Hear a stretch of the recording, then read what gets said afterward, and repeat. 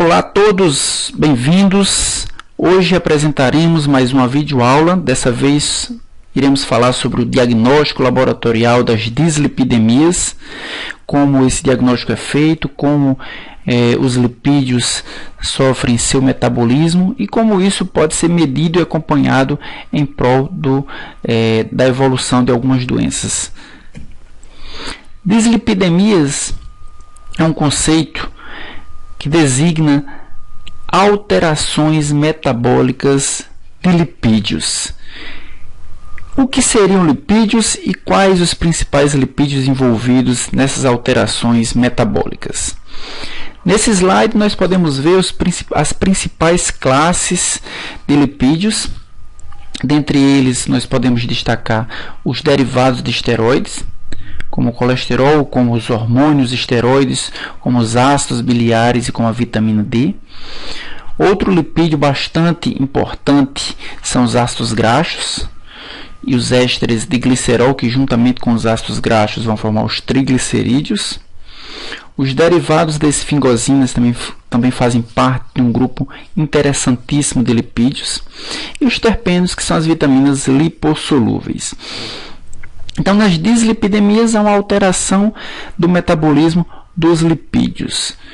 Os lipídios eles têm um certo relacionamento. Então, os lipídios eles podem alterar o funcionamento de outras classes de lipídios. Entretanto, para fins de diagnóstico, os mais importantes lipídios são o colesterol e os triglicerídeos.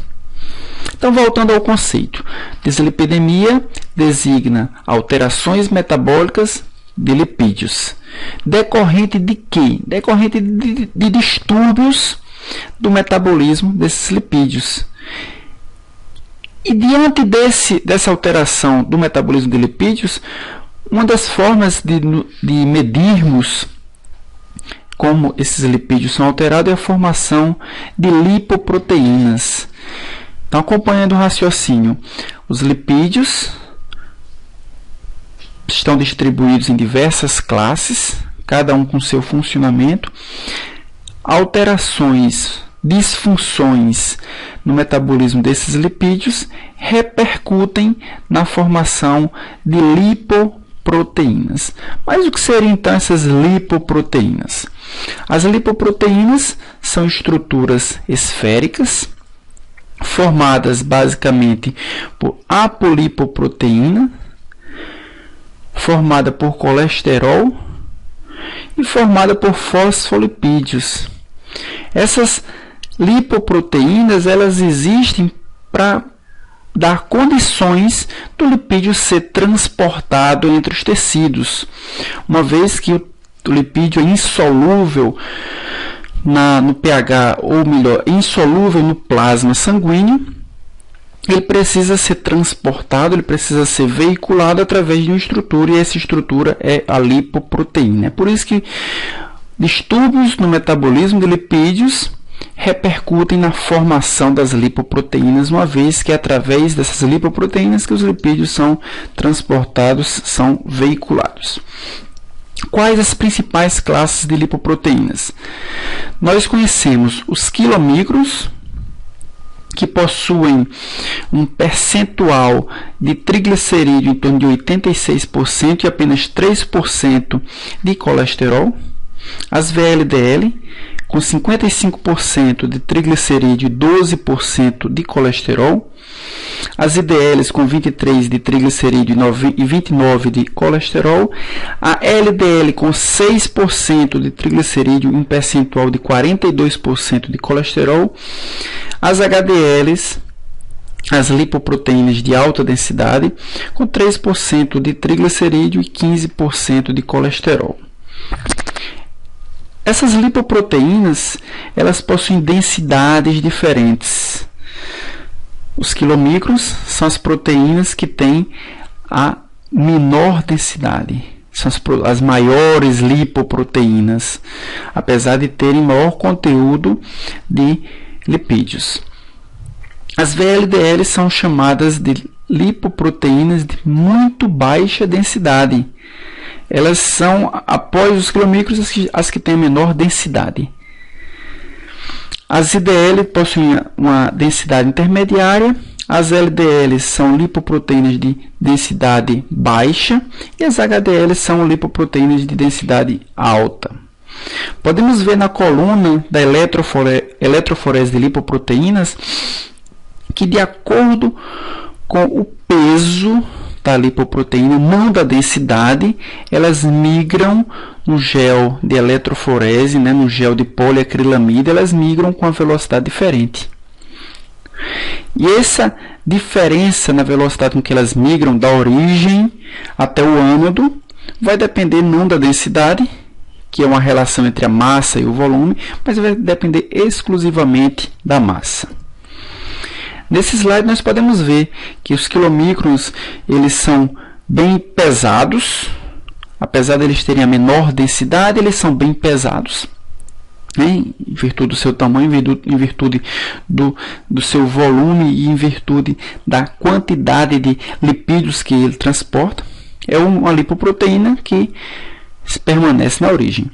As LDL, apesar de ser uma lipoproteína de baixa densidade, ou seja, ela tem a densidade somente inferior às HDLs, elas possuem nível, ela é a segunda fração das lipoproteínas, é uma lipoproteína chamada de beta-lipoproteína. As VLDL possuem um padrão de migração eletroforética pré-beta e as HDL um padrão de migração alfa-lipoproteína. Vejam aí, meus queridos alunos, que esse padrão de migração eletroforética ele independe da densidade da proteína, ele depende mais do peso da proteína. Pois então a HDL, apesar de ter a maior densidade, e essa densidade maior é conseguida porque o volume do lipídio está concentrado numa esfera muito pequena, ela possui o menor peso e é por isso ela migra mais rapidamente até o ânodo. Nesse outro slide nós podemos ver os tamanhos relativos das diversas lipoproteínas. A VLDL possui um diâmetro de 30 a 80 nanômetros, as IDLs de 25 a 35 nanômetros, LDL, que são as proteínas de baixa densidade, de 18 a 25 nanômetros, e as HDLs de 5 a 12 nanômetros. Então, aquele conteúdo de colesterol e de triglicerídeo HDL cabe numa esfera muito pequena, comparado, por exemplo, a uma VLDL. É por isso que a VLDL assume um peso muito maior, chegando ali na fração 3, enquanto que a HDL já está quase no ânodo.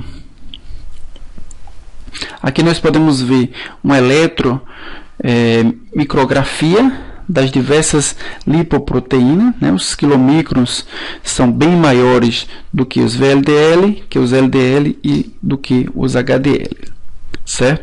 Podemos ver também dois soros, um soro, ou melhor, um plasma de uma pessoa que foi coletada depois de uma alimentação e um plasma coletado de alguém antes da alimentação, mostrando aí as diferenças na turbidez desse plasma.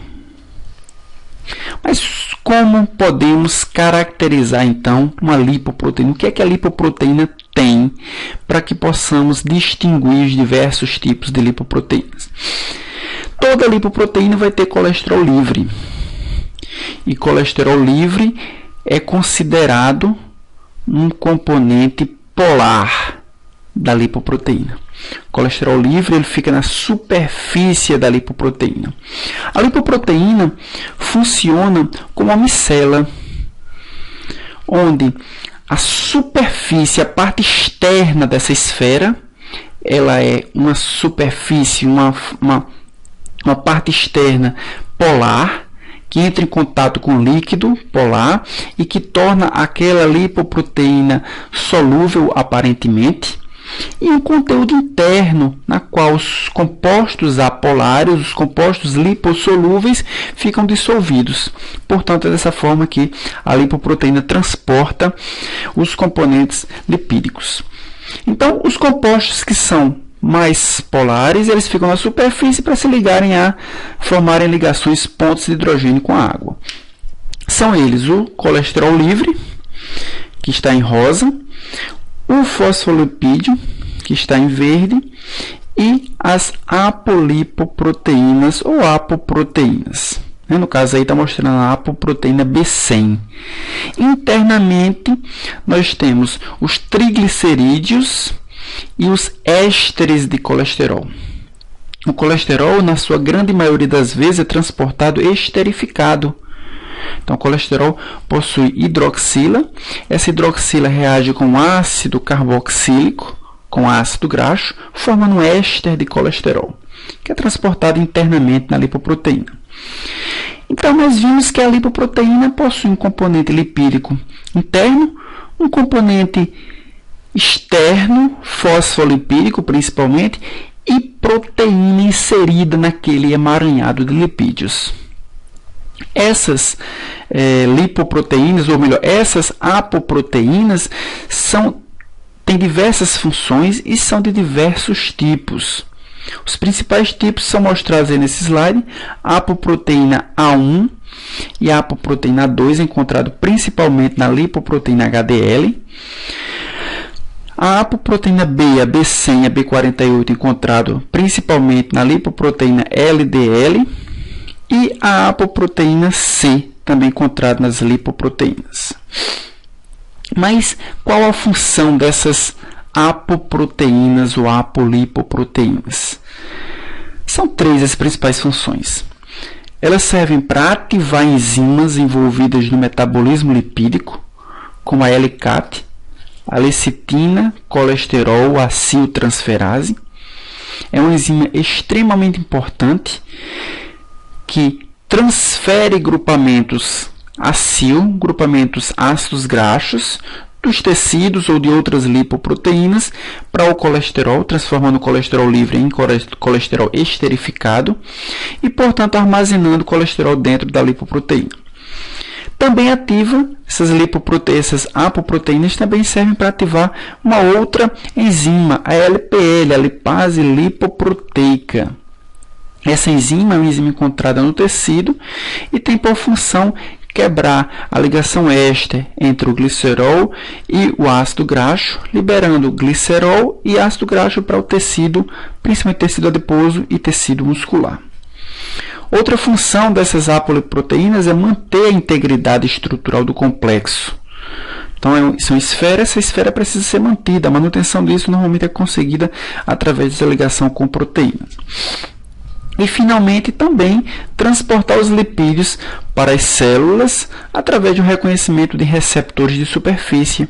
Essas apolipoproteínas reconhecem receptores em tecidos específicos, como fígado, como tecido adiposo, como tecido muscular, como tecidos extrahepáticos, e faz a veiculação dos lipídios de um tecido para o outro. Nesse quadro, nós podemos ver o conteúdo das apolipoproteínas nas diversas lipoproteínas. O quilomicron, por exemplo, ele é composto pela apolipoproteína A1, B48 e o conjunto das apolipoproteínas C, C1, C2 e C3. A VLDL não possui a apolipoproteína B48, como tem no quilomicron, mas possui a apolipoproteína B100. Além disso, C1, C2 e C3 também permanecem na VLDL, assim como tem no quilomicron. Esse conjunto, principalmente a C2, é uma apolipoproteína importante para ativar a lipase lipoproteica. Então, essa enzima é ativada para reduzir o conteúdo de triglicerídeo dentro da lipoproteína. Então, tanto o quilomicron como o VLDL, que são lipoproteínas ricas em triglicerídeos, possuem seu conteúdo reduzido porque possuem uma apoproteína C2, que vai ativar a lipase lipoproteica, e essa vai quebrar o triglicerídeo em glicerol e ácido graxo. A IDL possui a apolipoproteína B100 e a apoproteína E, que é um marcador para receptores hepáticos. Então, toda lipoproteína que vai para o fígado e vai ser endocitada por hepatócitos para ser metabolizada no fígado possui apolipoproteína E. Então, ApoE tem na IDL e tem na LDL, assim como a B100 também tem na LDL. A HDL possui a apolipoproteína A1, que vai ativar a LCAT, A2 e a C1. Então, a lipoproteína é HDL, ativando a lecitina, colesterol, acetiltransferase, vai promover a esterificação de colesterol e a inclusão desse colesterol esterificado dentro da lipoproteína. As principais funções dessas lipoproteínas são o quilomicron, eles são lipoproteínas bastante volumosas, são as lipoproteínas mais ricas em triglicerídeos, são aquelas que são absorvidas quando a alimentação é rica em lipídios, e eles caem a partir do intestino, eles caem na circulação geral e vão levar principalmente triglicerídeo, inicialmente triglicerídeo, para os tecidos.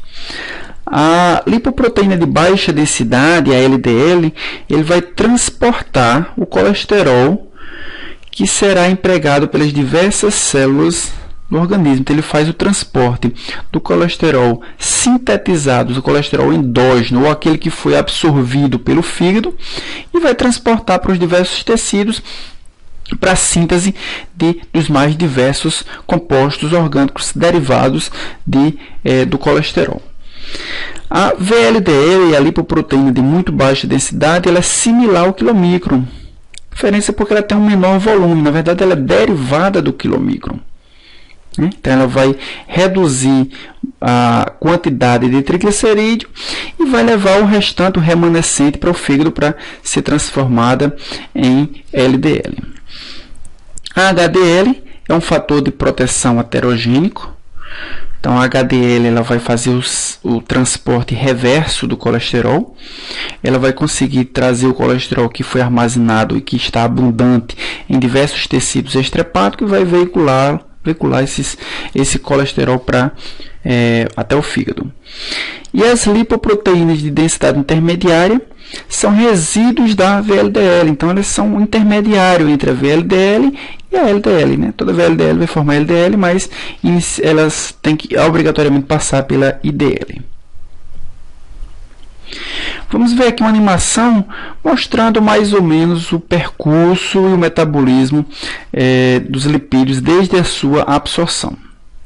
Então, imaginemos que alguém fez uma dieta rica em gordura.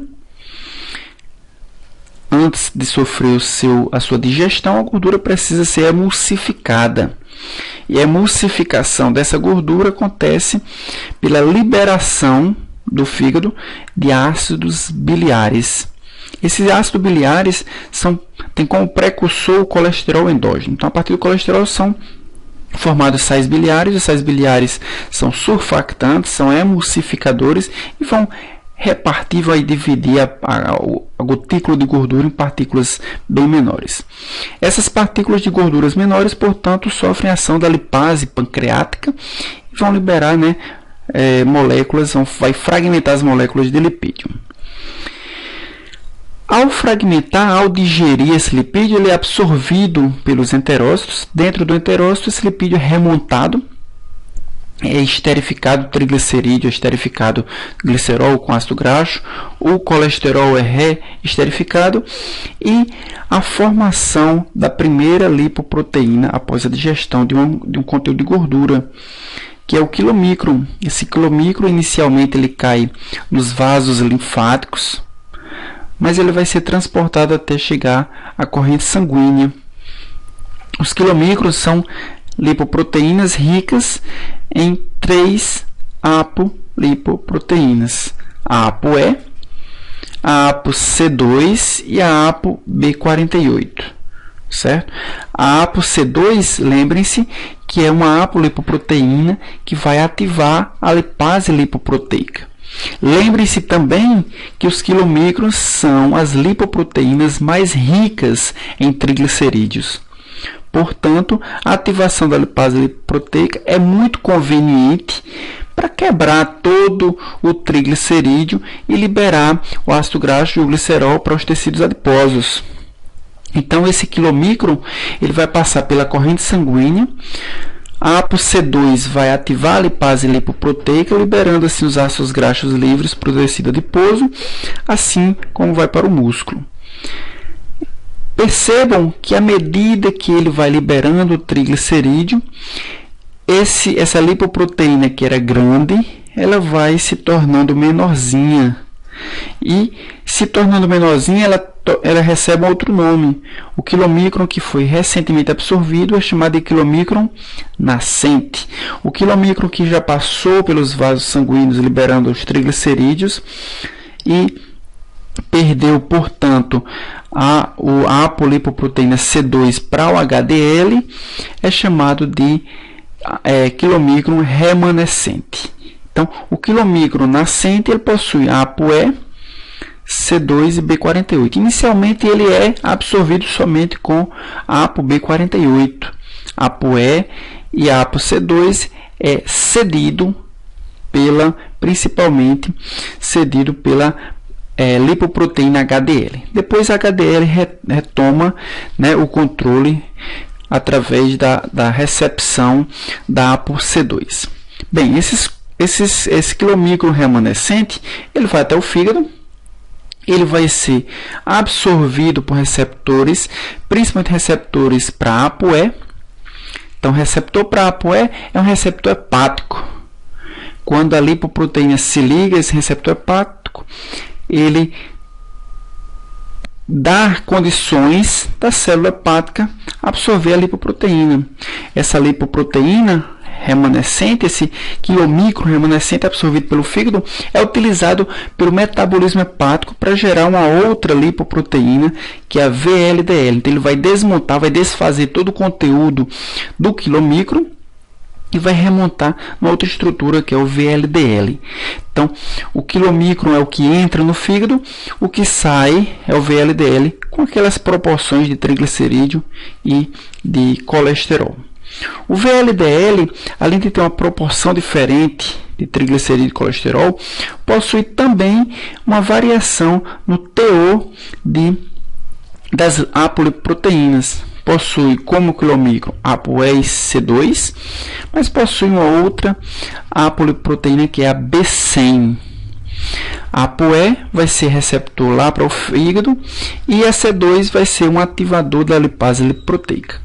E por ser um ativador da lipase lipoproteica, ao passar pelos tecidos, o VLDL vai ativar a lipase lipoproteica, vai liberar todo o seu conteúdo de ácidos graxos, vai degradar todo o triglicerídeo e vai se transformar no VLDL remanescente e posteriormente no IDL. Nesse processo de formação da IDL, a ApoE permanece, a ApoB100 permanece, mas o ativador da lipase lipoproteica, por não ser mais necessário, ele é devolvido para HDL. Lembrem-se, vejam, percebam que a HDL está sempre interagindo com todas as lipoproteínas. Foi a HDL quem doou a ApoC2 para o quilomicron. Foi a HDL que recebeu o C2 do quilomicron remanescente e agora doou para a VLDL, recebendo quando ela se transformou em IDL. Bem, a IDL ela pode doar, né, o ApoC, assim como os triglicerídeos para o HDL. Ela pode retornar para o fígado, né, para ser metabolizada, ou ela pode se transformar e gerar uma lipoproteína de baixa densidade, uma LDL. E ao se transformar numa lipoproteína de baixa densidade, ela vai doar a ApoE. Tá? Ela não vai ser mais absorvida aí pelo fígado. A LDL, portanto, vai levar o colesterol para seus receptores de LDL, que ficam nos tecidos extrahepáticos. vai veicular todo o colesterol para todos os outros tecidos a partir do fígado. E HDL vai fazer o sentido inverso. Ele vai pegar o colesterol dos tecidos extrahepáticos e vai levar via LDL ou via HDL mesmo para o fígado, para que ele seja utilizado em outros processos metabólicos. Quais então são as funções dessa proteína tão centralizadora chamada HDL? Primeira função: transferir as proteínas para outras lipoproteínas. A gente viu que C2 principalmente, mas ApoE também, são proteínas transferidas da HDL para outras lipoproteínas. E ao mesmo tempo ele recebe essas apolipoproteínas. Também tem por função retirar os lipídios de outras lipoproteínas. A gente vai ver mais posteriormente que uma das funções importantes da HDL é promover a troca de colesterol e triglicerídeos para manter os níveis e as proporções entre as lipoproteínas.